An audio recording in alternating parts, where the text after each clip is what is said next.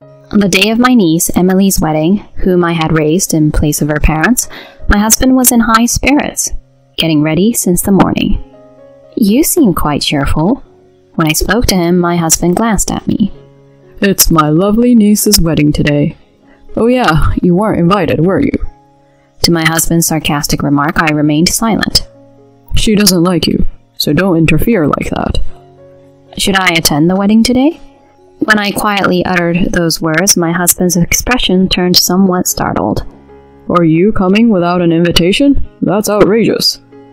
"What are you so worked up about?" "Just forget it. Don't you dare come to that girl's wedding." With those words, my husband left the house in a hurry. Upon witnessing that, I couldn't help but feel a sense of satisfaction. Watch closely. I will definitely send you to hell. Our revenge begins now. My name is Eileen, and I'm a 38-year-old working woman in a dual-income household. My husband's name is Wallace. He is 4 years older than me, and I met him through work. Wallace was a salesperson who frequented the company where I worked. Apparently, he found my appearance attractive, fell in love at first sight, and gave me his contact information. Feeling no harm, I started dating him. After a year of dating, Wallace proposed. The first person I shared the news with was my niece, Emily, who was 17 at the time. "Emily, he proposed to me. I think I'm getting married." "Really? Good for you, Mom." "But if that happens, I'll be leaving the house, and I might not be able to take care of you as much, Emily." "Mom, I'm already 17. Don't worry about that and just be happy." I embraced Emily, shedding tears. There's a reason why Emily calls me Mom. I've been raising her in place of my sister, who is 5 years older than me. My sister Camilla was flamboyant and uninhibited compared to my reclusive personality. Despite our similar appearances, our personalities were complete opposites. My sister immediately declared her intention to live with her boyfriend upon graduating from high school and left home, cutting off all contact. Even our parents, who run a business, had said they couldn't just abandon my sister. However, when I was 15 and my sister was 20, she returned home with a large belly. "I got pregnant. I'll give birth and raise the child here." Although our shocked parents asked for the name and the man involved, my sister could only say she didn't know. She had gotten pregnant by a man whose name and background were unknown. However, our parents couldn't abandon their daughter, so they allowed her to return home. Afterward, my sister gave birth. The newborn girl was named Emily. However, right after giving birth, my sister says something unexpected. "I can't take care of Emily because I have to go to work." Once again, both my parents and I were astonished. "We'll take care of you for a while, so focus on childcare." Despite my parents' announcement, my sister didn't change her opinion. "I've already decided on a job." "You can work at our company." My sister rejected our father's proposal. "I don't want to work for my parents' company. I want to work properly for Emily." Once those words were spoken, even my parents couldn't oppose her. My sister continued speaking. "So, Eileen, you should take care of Emily." "Huh?" "Emily can go to daycare, and Eileen can take care of her during the rest of the day." "Well then, that's that." In the end, unable to do anything, I ended up taking care of Emily. While my sister lived in the same house, she would leave in the early afternoon and return late at night, not taking care of Emily at all during that time. Therefore, with the help of my parents, I diligently raised Emily. I handled drop-offs and pickups to and from the daycare, often taking her to parks and reading her picture books. This way I managed parenting alongside my high school and college life. When Emily entered elementary school, I was a fourth-year university student. One day, on a holiday, I took her to a shopping mall. When we passed by a store that offered matching outfits for parents and children, a salesperson approached us. "How about it? Since you're a young mother, matching outfits would suit you both." I briefly hesitated on whether to explain that I was Emily's aunt. Then Emily spoke up. Mom, let's buy matching clothes. Huh? Emily, I'm your aunt, not your mom. I've actually wanted to call you that for a long time. Is it not okay? Certainly, joy welled up in my heart. For me, Emily had truly become like a daughter. From that moment, when it was just the two of us, Emily started calling me Mom. I cherished those times, participating in school events together and making her lunch. That's why Emily's happiness for my marriage meant the world to me. I continued with her, saying, "Next time, I'll bring my partner." If it's someone chosen by Mom, they might become like a dad to me. Maybe. On the day we brought Wallace to my parents' home, we welcomed him together with my parents, sister, and Emily. However, when Wallace entered the living room, he inexplicably widened his eyes and dropped the gift he brought onto the floor. "Hey, Wallace, what's wrong?" Wallace seemed to snap back to reality with a start. I might have been a bit too nervous." No need to be so nervous. From there, the conversation proceeded smoothly. During the conversation, my father said to Wallace, "Ideally, I'd like a male successor for our company. If Eileen and your child happen to be a boy, we'd love for him to take over.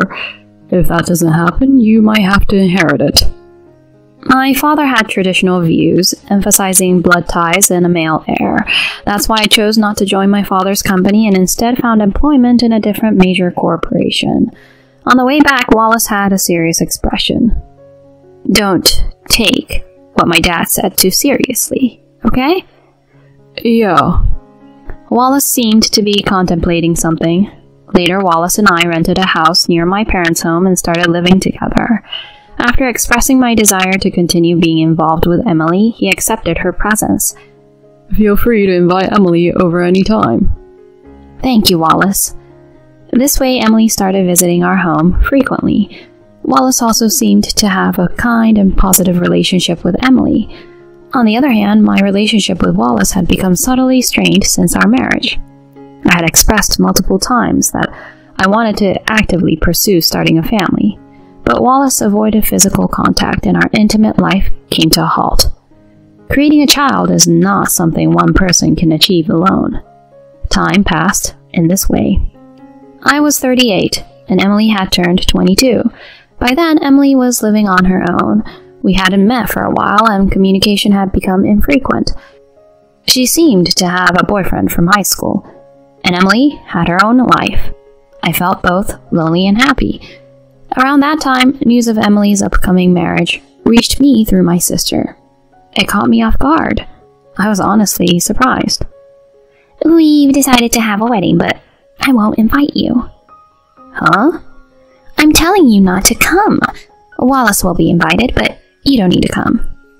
I was confused, not understanding the meaning. Emily is telling me not to come to her wedding, despite raising her as a mother figure? Why am I the only one not invited when Wallace is? When I conveyed this to my husband, he said, "Emily probably wants only her biological mother. Maybe she dislikes you?" "There shouldn't be any reason for that." "Then why hasn't she contacted you directly? It seems like evidence of being disliked, doesn't it?" I was at a loss for words. It's true, I haven't heard from Emily, who lives alone in a distant place, for over 6 months. Has Emily truly come to dislike me? "I'll be there to see Emily in her bride's attire, so don't come to the wedding." With emphasis, Wallace delivered this message. I couldn't sleep that day due to the shock. On a day approaching Emily's wedding, while working at the office, I received a call. To my surprise, the caller was Emily. "Mom, sorry for calling you at work." Emily's voice on the phone sounded somewhat tense. "What's wrong, Emily? What happened?" "I want to meet and talk. I'm coming there. Can we meet after you finish work?" We made plans, and the call ended. Why bother calling the office when I have a cell phone? I wondered, but I was happy to meet Emily after such a long time. After finishing work, I hurried to the meeting place. and there stood a pale Emily. Emily! Mom! Emily, in tears, began to explain her situation. Mom, please listen calmly. Through our conversation, an unbelievable truth came to light. Time passed, and it was Emily's wedding day. In the morning, my husband was happily preparing. You seem to be in a good mood. When I said that, Wallace glanced at me. It's my lovely niece's wedding today. Oh yeah, you weren't invited, were you? I did not respond to Wallace's sarcastic comment. She doesn't like you, so don't interfere like that. Maybe I should attend the wedding today. When I said that quietly, my husband looked shocked. Are you coming without an invitation? That's outrageous. That's outrageous. What are you so worked up about? Just forget it. Don't you dare come to that girl's wedding. With that, Wallace left the house hastily. Inside, I felt a sense of satisfaction. Watch, I'll definitely send you to hell. Taking advantage of Wallace's departure, I changed into a dress and got ready. Opening the chapel doors with all my strength, there was the aisle. Wallace and Emily were just starting to walk down it. Several hours later, I was right in the venue for Emily's wedding. Eileen, I told you not to come. What's going on? Why are you walking down the aisle with Emily? This is... Emily doesn't have a father, so I'm standing in for him. At that moment, I decided to drop a bomb. That's not it, right? You're Emily's real father, aren't you? The next moment, Emily forcefully pushed Wallace, who was standing next to her. Wallace tumbled spectacularly to the floor. Then my sister's voice echoed. Hey, Emily, what are you doing? And Eileen, what's your intention coming here without an invitation? Don't mess up the ceremony. The wedding venue became chaotic. Even our parents were looking at us with a mix of surprise and anger. Then Emily sharply shouted, Everyone, please listen to me. The venue fell silent as if a spell was cast. Please calm down. This was discussed in advance between me, my aunt, or rather, my mom and me. We have the groom's permission as well. The groom approached Emily, who was wearing a wedding dress, and wrapped his arms around her shoulders.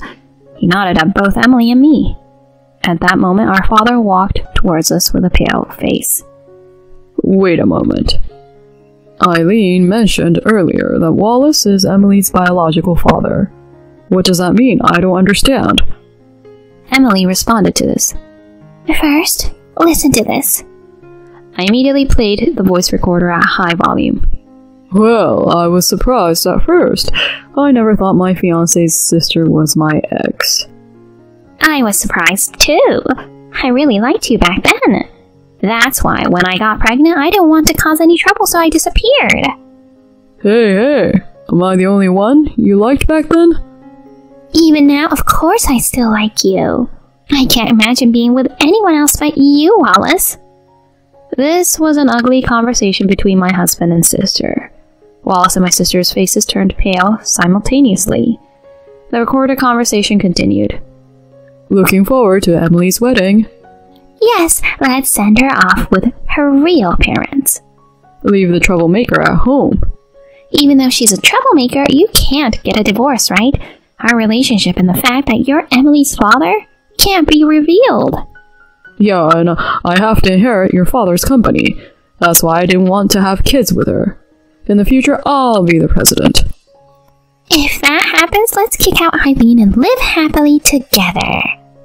Saying this, the two of them laughed crudely. I stopped the playback and spoke up. As you just heard, Emily's father is my husband, who is also the uncle of the bride. They are still in a relationship. They even made plans to take over the company. Upon hearing this, all the participants turned pale. Then Emily spoke up. These two fabricated lies about us disliking each other just so they could have the wedding to themselves. They even made me delete my contacts from my phone. The revelation came to light on the day I reunited with Emily. My sister had been feeding Emily lies, claiming that I considered her a nuisance, and that's why we couldn't contact each other. Emily initially believed this manipulation. However, one day Emily overheard my sister talking to Wallace on the phone. Understanding the true nature of their relationship from the conversation, Emily contacted my company and came to meet me. Upon investigating them later, I found that their entire conversation had been recorded. Emily pointed at my sister and said, "You, pretending to be a mother figure. But the one who raised me is none other than Eileen here. I've never considered you my mother. And this man could never be a father." "Emily!" Just as my sister tried to approach Emily, my mother slapped her. "You! Neglecting your duties as a mother, burdening Eileen with everything and betraying her? You're a disgrace." Seeing that, I too grabbed a stunned Wallace by the collar. "Are you prepared as well? We're getting a divorce. You'll be paying hefty alimony." "Huh? Divorce? What about the plan for me to become the president?" This time my father shouted, "There's no way I'm letting the likes of you inherit it. Cut the nonsense." The attendees stared at my sister and Wallace with disdain. "Prepare yourselves, because I'm sending both of you packing to hell." With those words, I kicked my sister and Wallace out.